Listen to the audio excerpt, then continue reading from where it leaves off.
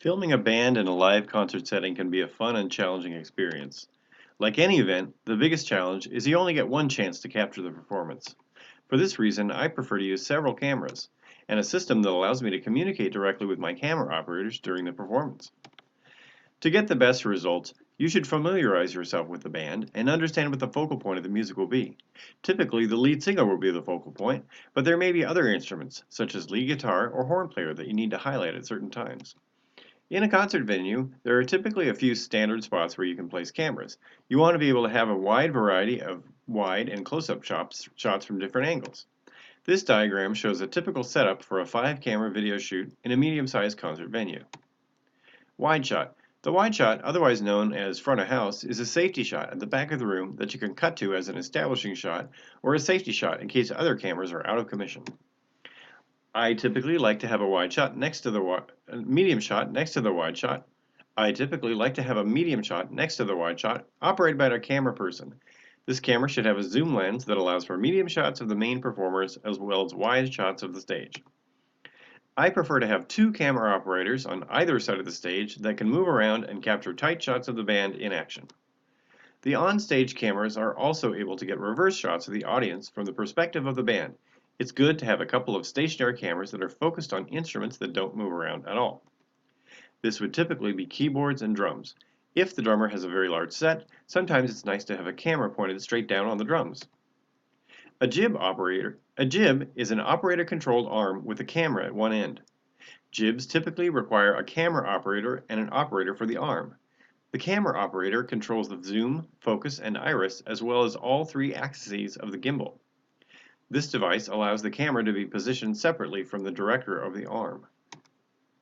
These cameras are all wired into a camera control unit. This allows a technician to match the color and brightness from all the cameras in real time. The camera signals are then sent to a video mixer, which is a device that allows the director to get a multi-view perspective and make editing decisions in real time. The director communicates with the operator using a comm system. Camera operators are told in advance what shots they are expected to look for and are asked to produce those shots during the performance. A recording is made from the video mixer. This is called a live switch. The individual cameras make ISO recordings on their cameras as well in case the director needs to go back and fix a bad edit.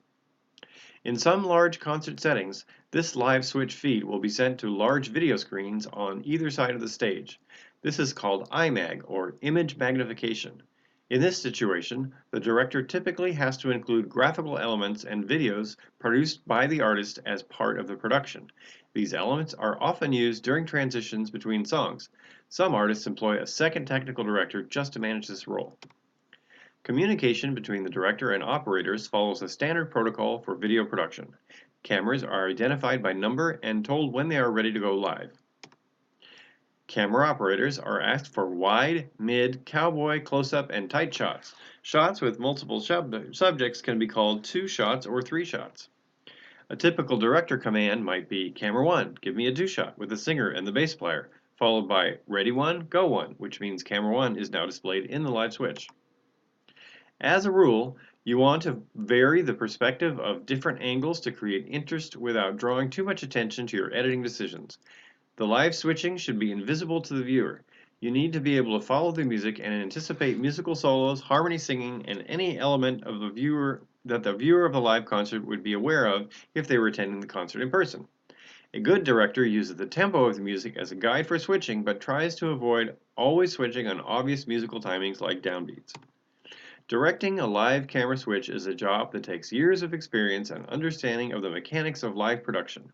Individuals typically have extensive experience as camera operators before assuming the role of video director.